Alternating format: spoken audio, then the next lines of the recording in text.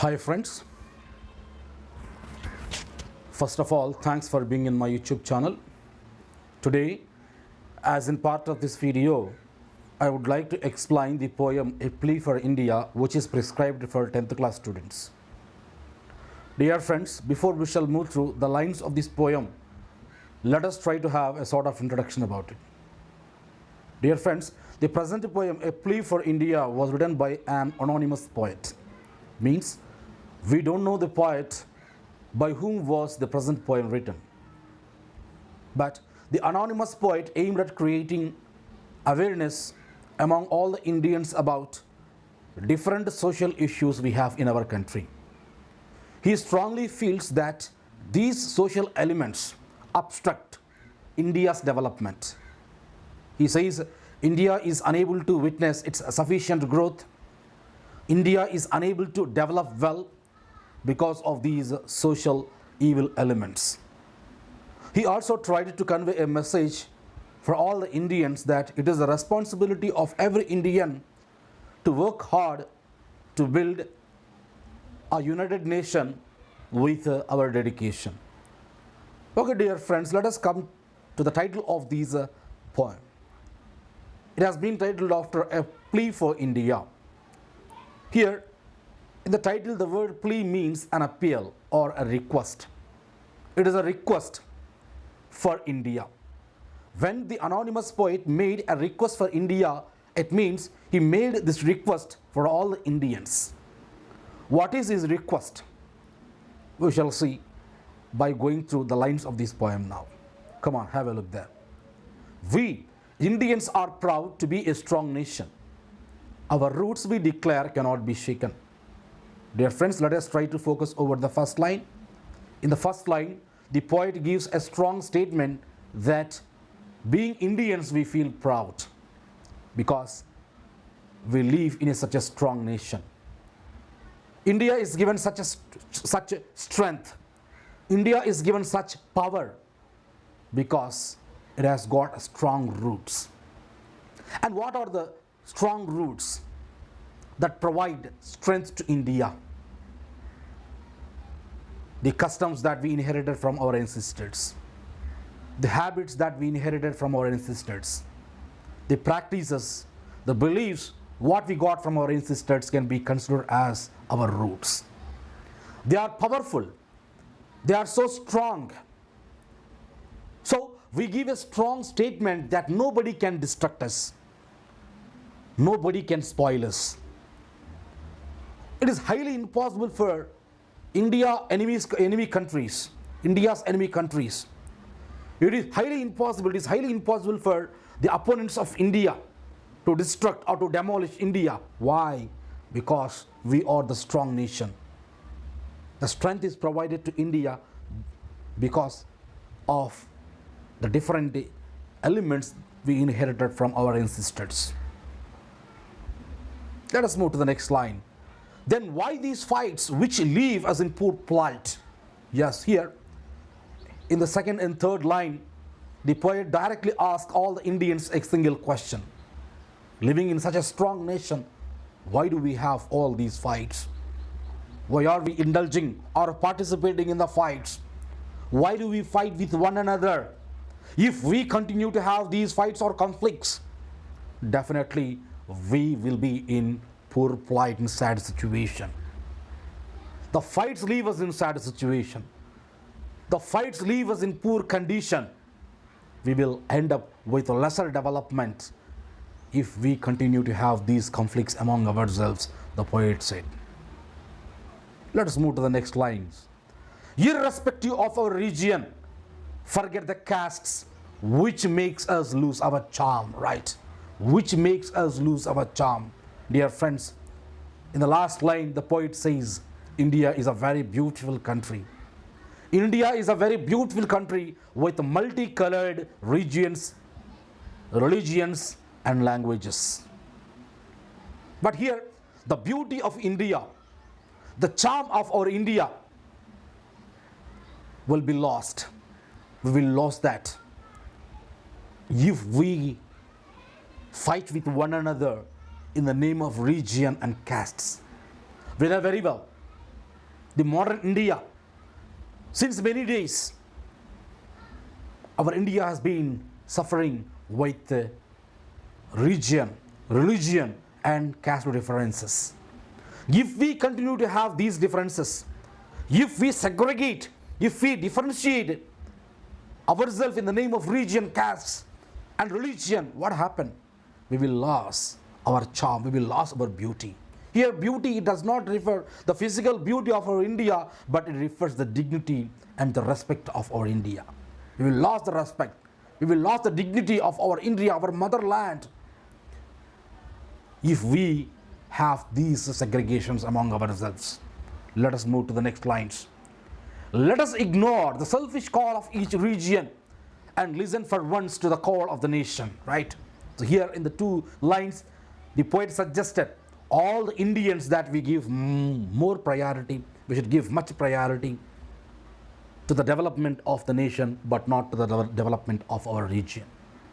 We should never listen, he said, we should ignore, we should never care the selfish call of our region. Yes, in our region, there may be poisonous politicians and selfish leaders who wanted to use the innocent Indians in order to get their own benefits. So, being Indians, our sole aim should be the development of our nation, and it should not be the selfish development of our region. And he says we should give much priority, we should give much importance for the development of our nation, but not to the development of our region. Right? Shall go to the next line. Why do we spend our time bickering when so many tasks need finishing? Yes. Here the poet says that we should not waste our time discussing unimportant things. Here bickering means discussion over unimportant things. Since many days, since from the past, we the Indians have been wasting our time discussing unimportant things. Here the poet questions, do we require, is it necessary for the Indians to waste their time involving in discussing unimportant things? No. Why? Because we have got many important tasks, we have got many important duties to accomplish. What are the different important duties that we need to accomplish or finish? Yes. We know very well India has been suffering from many social evils. India has been suffering from many diseases like illiteracy. Illiteracy is one of the major diseases that India has been affected with, right? So we got the responsibilities. Living in India, we got the responsibility to eradicate illiteracy. We got the responsibility to eradicate many blind beliefs that were still stuck in the mind of all the Indians. So having these duties, having these number of duties, we are simply wasting our time discussing unimportant things. Here the poet questions, do we require discussion over important things? Is it necessary? Because we got many responsibilities to do, to accomplish. Let us move to the next one. Don't we have better things to do than indulge in creating the problems anew? Yes. How are we creating the problems? How are we creating the new problems? We are creating the new problems, discussing unimportant things. Yes. If we continue to discuss unimportant things, unnecessary things, what will happen? The new problems arise. The new problem arises. Here the poet asks us a direct question. Don't we have any better things to do than creating the new problems, discussing unimportant things? Is all this violence needed? No, we never require all this violence. And what do you think is the main reason for the violence? The violence is prevailing in India. The violence is prevailing in India because we are creating the new problems.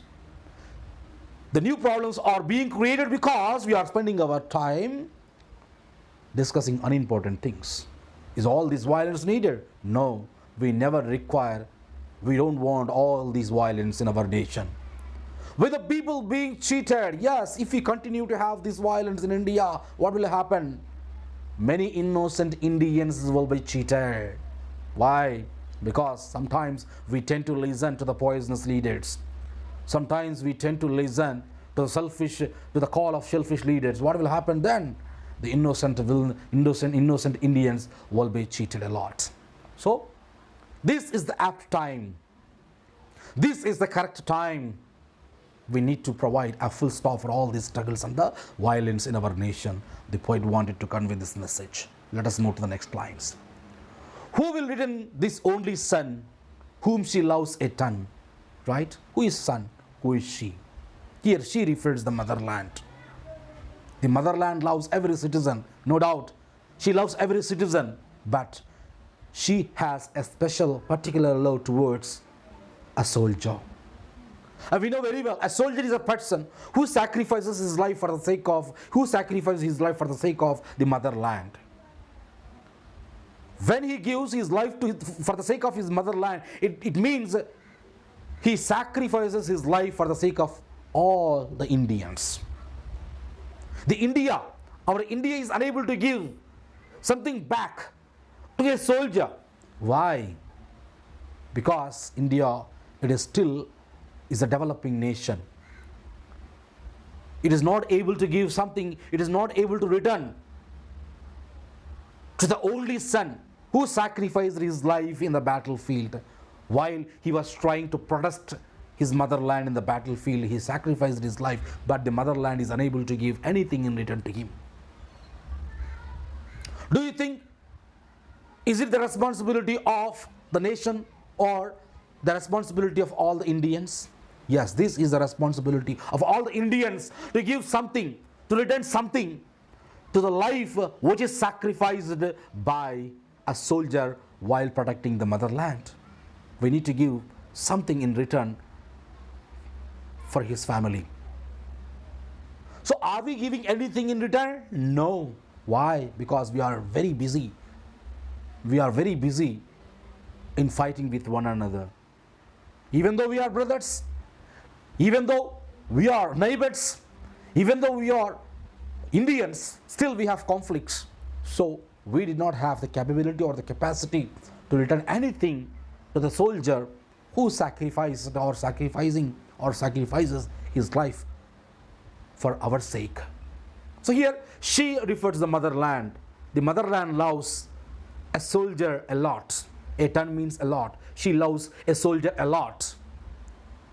Even though she loves him, she is unable to return anything for the son when he sacrifices his whole life for India, for all the Indians. And here the poet reminds that it is the responsibility of every Indian to return something to the family of a soldier who never cared his life, who lied his life for the sake of the nation. Who will bring back his brother? Let us move to the next. Okay, dear friends, let us move to the next line now. Who will bring back his brother, whose ashes he is still to gather? He is still to gather. Who is still gathering? Yes, the modern Indians, we, the modern Indian citizens, are still gathering what? The ashes. Whose ashes are we gathering? We are gathering the ashes of our ancestors. We are still gathering the ashes of our past generations who sacrificed their life during the freedom struggle movement. Yes. If we examine the situation 200 years back, what happened? Many of our Indian patriots, they lost their life. They were brutally killed by the Britishers while they were struggling to get independent for India. Yes. We did not recover. Still, we are gathering their ashes. That means what? We did not yet recover. We did not yet recover from the great destruction or the loss caused by the Britishers. Yes. Who will bring back? Who will restore our nation if we continue to have all these conflicts?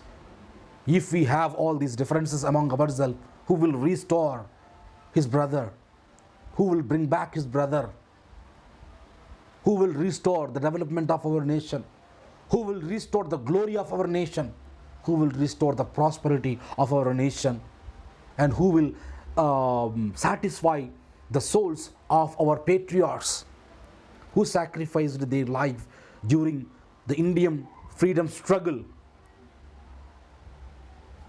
If we continue to have all these fights. So here the poet wanted to remind that it is the responsibility of every Indian to struggle hard and to satisfy or pacify the souls of dead patriots during the freedom struggle. Let us move next lines. Which resided in the hearts of all. Now, where has all the love gone? Which resided in the hearts of all, right? Once all the Indians used to have love in their hearts, but now it has gone. What has gone? The love has gone. The Indians' hearts are empty. Once their hearts were completely filled with love, but now it is not presented in their hearts. Where has it gone? Where has the love gone? Once we were the people who invited all the religions into our country. We welcomed the Islamic religion. We welcomed Christian missionaries. And we were leading our life with lots of harmony. We used to live all together in a harmony. But now what happened now? We started fighting with one another. That means the love has gone. It used to be there once, but now it has gone. It is not situated in the hearts of all the Indians, the poet said. There is no reason to be proud and to be on high cloud. Yes, here the poet says that Indians do not have any particular or specific reason to feel proud. In the first line, in the beginning of the poem, he said, being Indians, we feel proud. But after giving different reasons, after explaining the different diseases with what we have been suffering from, here he gave a straightforward statement that we do not have any specific reason to feel proud or to feel happy. Be on high cloud means feel happy. Yes, we do not have any reason to feel happy or to feel proud. We have to go a long way. We have to think seriously. Means what? We have to go a long way. Means what? Means we have to do a long journey? No. We have to struggle a lot. We have to work harder. We have to think seriously. Yes, this is the time in which we have to take some serious decisions. We have to take some serious decisions which will make India's development. Else we end up miserably. Yes, we will utterly fail if we don't think seriously, if we don't do hard work. So long way, have to go long way means do hard work. Think seriously means this is the apt time to take some serious decisions, or else the India development, it is highly impossible, the poet wanted to convey through these lines. Okay, dear friend? Okay, dear friends, let us move to the next lines of this poem. Then let our minds throw out the rot and devote our time to pious thoughts. Here, the poet made a suggestion to all the Indians that we should throw out our minds from the rotting condition. Here, the rot means the decaying position. Our minds are in decaying condition. Our minds are in decomposing position. And how do you think that our minds are in the rotting condition? They are in the rotting condition because the minds of Indians, they are completely occupied with the negative ideas. We have caste differences. We have religion differences. We have region differences. So, as we have all these negative ideas in our mind, the poet said that our minds are in the rotting condition. Our minds are in the decaying position. So here he suggested all Indians that we should throw our minds, we should let our minds throw out from the decaying position and devote our time to pious thoughts. Come on, this is the time. This is the time to remove all the negative ideas and to replace them with good thoughts. We have to fill our minds according to this line. The poet says that we need to fill our minds with all the good ideas by which we can witness the development, by which we can see the prosperity and the glory of our India. Let us move to the next lines. Let us control the riots which leave us with no choice. Riots means what? Conflicts or the violence. We have violence in our India. Now this is the time in which we have to control all this violence. Yes, at least now we have a choice. At least now we have a choice to develop our nation. If we have all these riots, if we have all these violence and conflicts, we will lose the choice of developing our India. If that happens, we will see in the next line what will happen. But to hang our heads in shame and say we have miserably failed. Yes, if we lost that chance, if we are left with no choice to develop our India, having all the rights, one day or other day, definitely in future, by hanging our heads in shame, we need to admit that we failed miserably in developing our nation. So here the poet says that we should not lose the choice that we have in our hands.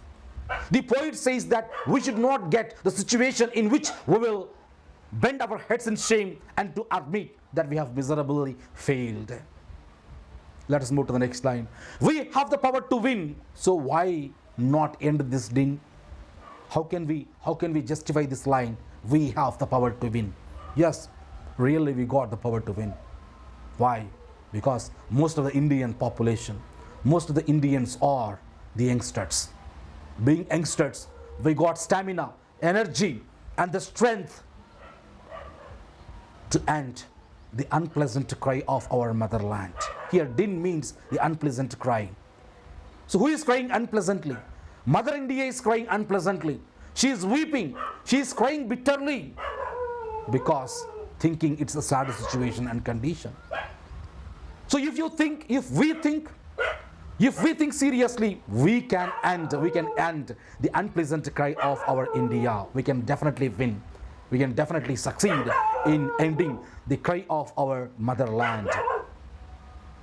Yes, let us come all together and fight against those who incite. So incite is nothing but someone who provoke you to be violent and angry.